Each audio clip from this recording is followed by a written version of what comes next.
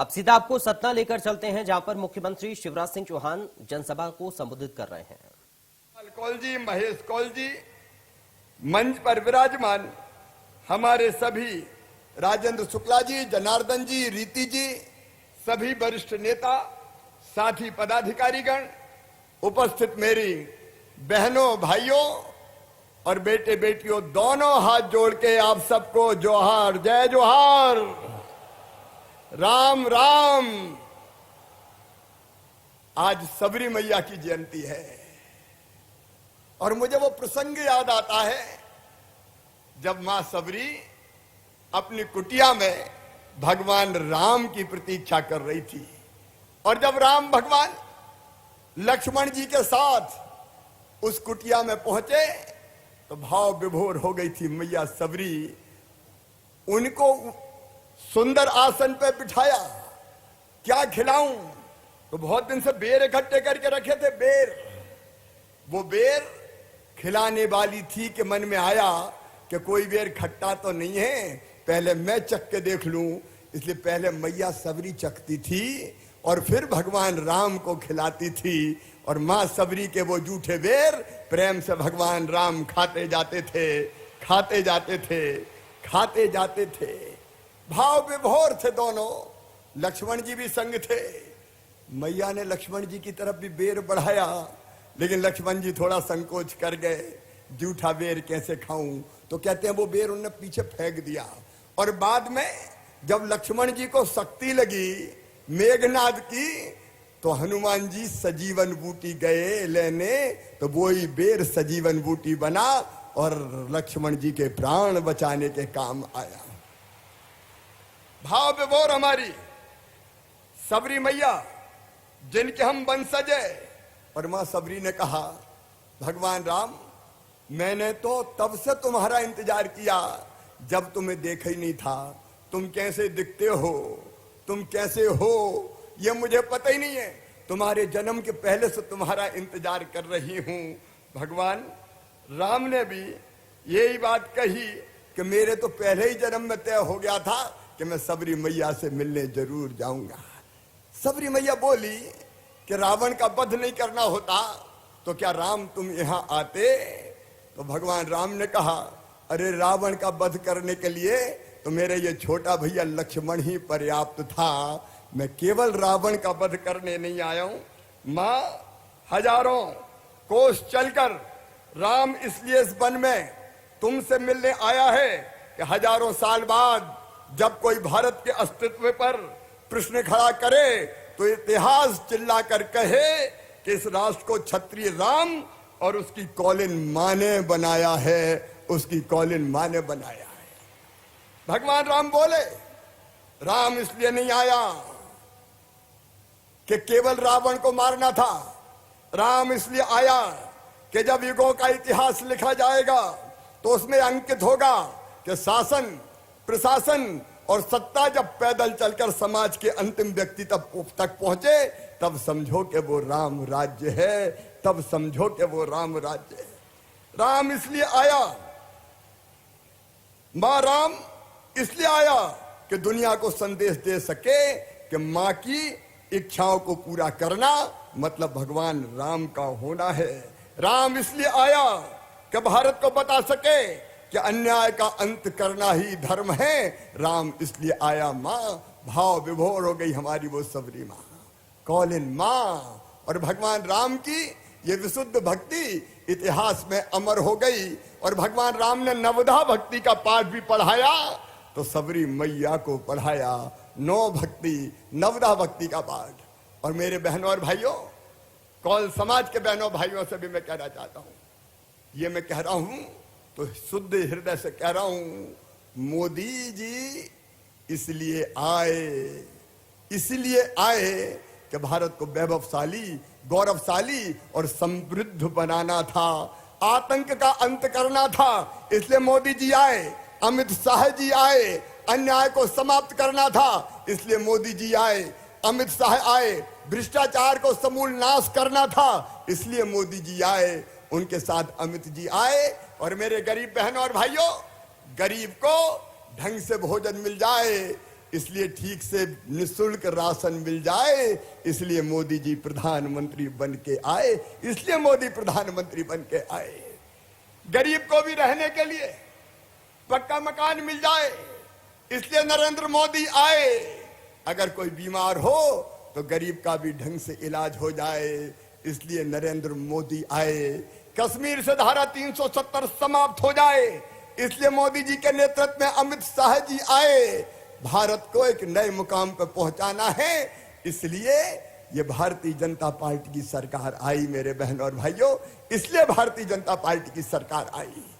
आज विस्तार से हमें हमारे नेता माननीय अमित शाह जी संबोधित करेंगे, लेकिन कौल समाज के मेरे बहनों और भाइयों, जनजाति बहनों और भाइयों, मेरे आदिवासी बहनों और भाइयों, आए थे अमित शाह जी 18 सितंबर को, लगभग 1.5-2 साल पहले जबलपुर की पवित्र धरती पर, रघुनाथ शाह शंकर शाह जी की जन्म जयंती पर, और तब उनके नेतृत्व में हमने तय किया था कि आदिवासी जनजाति समाज का संपूर्ण विकास करेंगे, पेशा एक्ट लागू करके जनजातियों की तकदीर बदलेंगे, इन क्षेत्रों की तस्वीर बदलेंगे। 14 घोषणाएं उस समय हमने की थी, और आज मुझे कहते हुए गर्व है कि 14 की 14 घोषणाएं पूरी करके जनजातीय समाज की जिंदगी बदलने का हमने प्रयास किया है, जनजातीय समाज की जिंदगी बदलने का हमने प्रयास किया है। लेकिन आज इस कौल महाकुंभ में जब आया हूं तो पुरानी बातें नहीं दोहराना चाहता।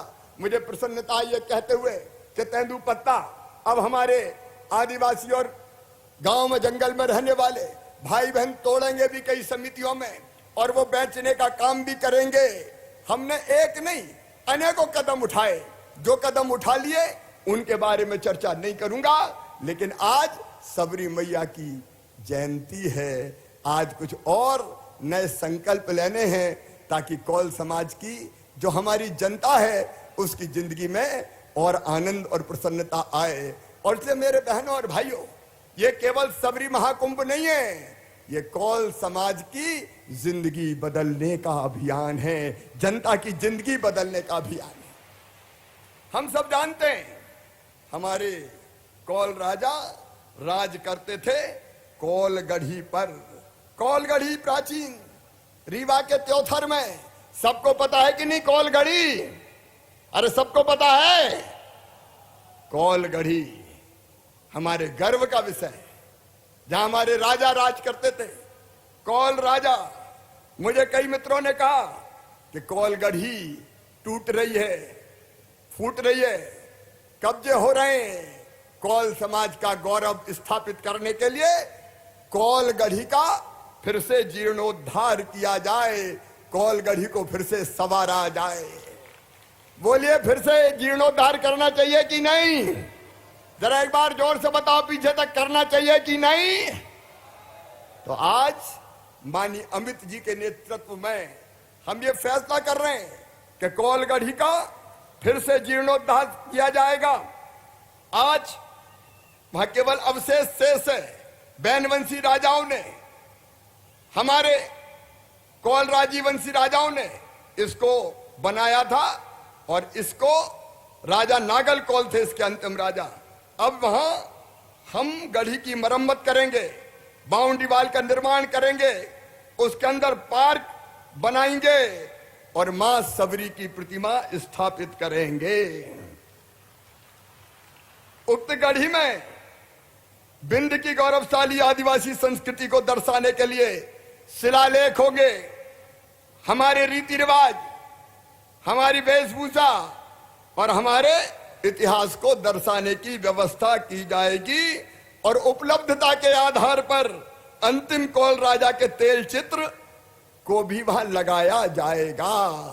और मैंने पूरी तैयारी से आया हूं, इसका एस्टीमेट बनवाया है। तो इन सारे कामों में लगभग 3.5 करोड़ रुपया खर्चा होंगे। 3.5 करोड़ रुपया खर्च करके कौलगढ़ी का फिर से जीर्णोद्धार किया जाएगा। एक संग्रहालय बनाया जाएगा, जहां कौल जाति की परंपराएं, हमारे महापुरुष, हमारे वेशभूषा, हमारे इतिहास को दर्शाने का काम किया जाएगा। मेरे बहनों और भाइयों, कौलगढ़ी के संरक्षण के साथ साथ मेरे पास कई भाई और बहन आए। मैं जानता हूं बड़े हिस्से में कौल भाई और बहन भूमिहीन हैं, खेती की जमीन इनके पास नहीं है, रोजगार के साधन सीमित है, और इसलिए जो हमारे कौल बेटे बेटी व्यवसाय करना चाहेंगे उनको व्यवसाय के लिए लोन उपलब्ध कराया जाएगा, जिसकी गारंटी भारतीय जनता पार्टी की सरकार लेगी। गारंटी सरकार लेगी लोन की, ब्याज की सब्सिडी भी देंगे। हमारे पढ़े लिखे बच्चे अलग अलग काम धंधों में आए, इसकी हम चिंता करेंगे।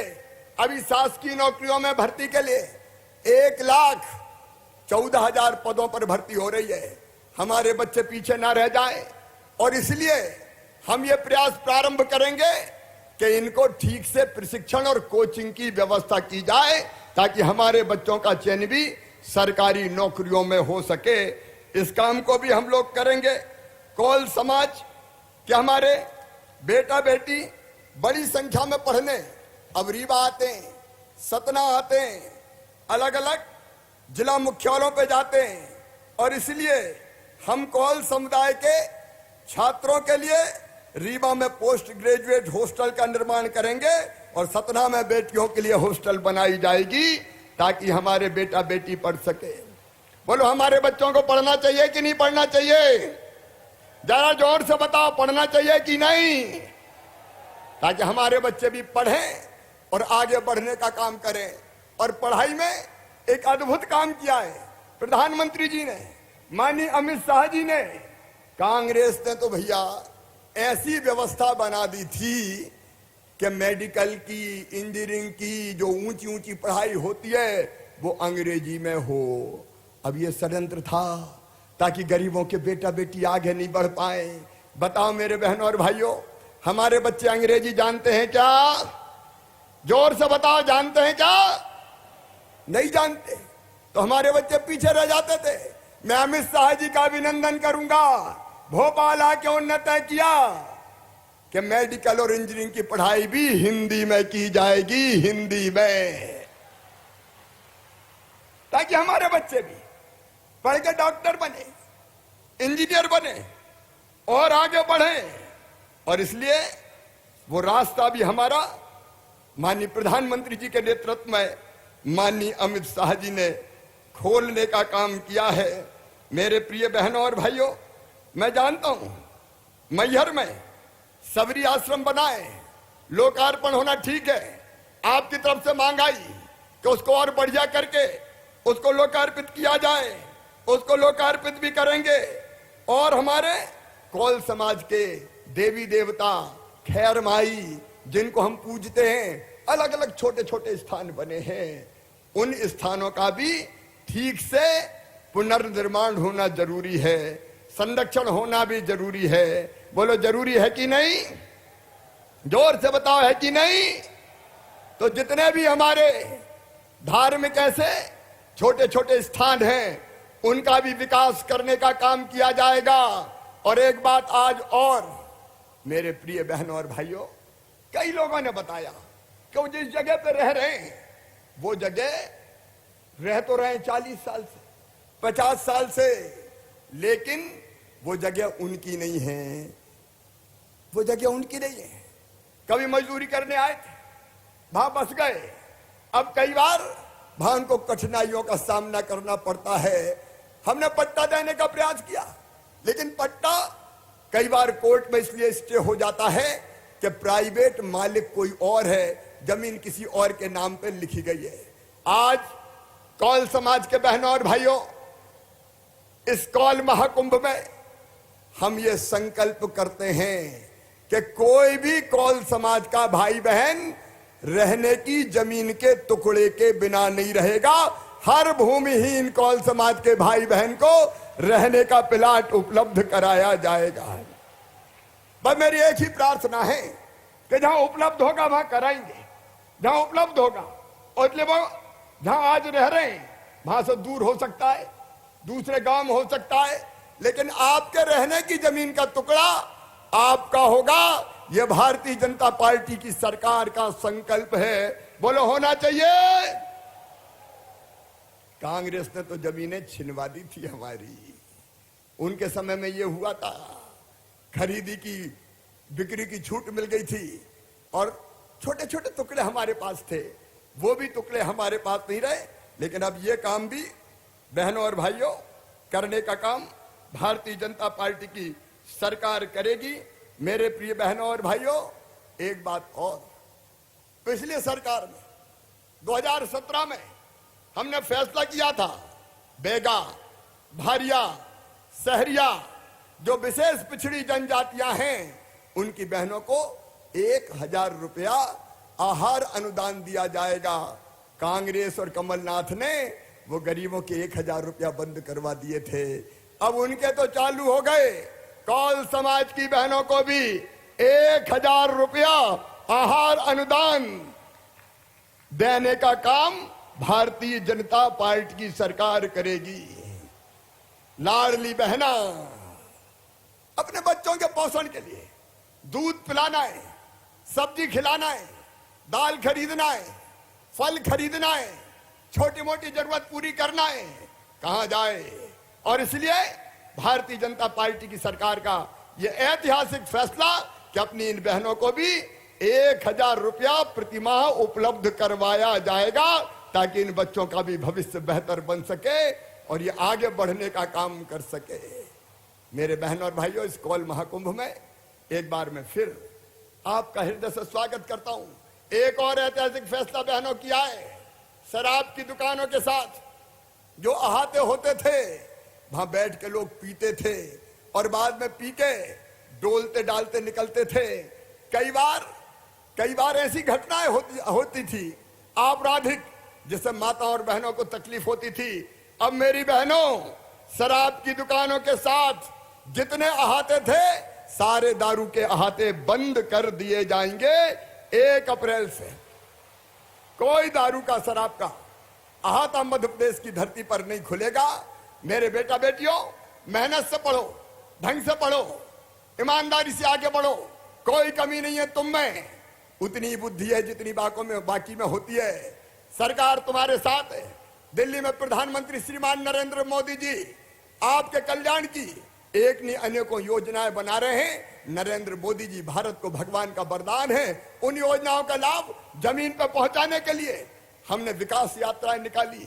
पहले सीएम जन सेवा अभियान चलाया, गांव गांव में शिविर लगे और 83 लाख नए नाम हमने जोड़ दिए, जिनमें कई कौल समाज के थे जिनको राशन नहीं मिलता था, लेकिन गरीब थे, उनके नाम भी राशन की सूची में जोड़े गए। आयुष्मान कार्ड बनाए गए। अभी गांव गांव में विकास यात्राएं जा रही है और जो भी काम बचे हुए होते हैं वो गांव में ही करते हैं। भारतीय जनता पार्टी विकास यात्राएं निकाल रही है और कांग्रेस केवल गाली देने का काम कर रही है। आपकी सुविधाएं छीनने वाले ये कांग्रेस के लोग किस मोह से आपके पास आएंगे। और इसलिए मैं अंत में यही निवेदन करना चाहता हूं, मेरी बहनों और भाइयों, जो अपना साथ दे, बताओ उनका साथ देना चाहिए कि नहीं। एक स्वर में बताना पीछे तक। जो हमारा भला करे उनका साथ देना चाहिए कि नहीं। और जोर से बताएं, देना चाहिए कि नहीं। तो मोदी जी के साथ आइए, भाजपा की सरकार के साथ आइए, हमारे साथ चलिए ताकि मिलके हम कौल समाज के भविष्य को भी और बेहतर बना सके और अपने क्षेत्र की हालत भी बदल सके। हमें आपका साथ चाहिए बहनों और भाइयों, मिलकर साथ चलेंगे। बोलो तैयार हो? सब तैयार हो? तो उठाइए मेरे साथ दोनों हाथ और दोनों मुट्ठी बांधिए और संकल्प कीजिए, मोदी जी के साथ चलेंगे, भाजपा की सरकार के साथ चलेंगे, मामा के साथ चलेंगे। तैयार हो? तो उठाओ दोनों हाथ, बांधो दोनों मुट्ठी और मेरे साथ बोलो, भारत माता की, सबरी मैया की, कौल समाज की, सियावर रामचंद्र की, हर हर नर्मदे। बहुत बहुत धन्यवाद माननीय मुख्यमंत्री जी।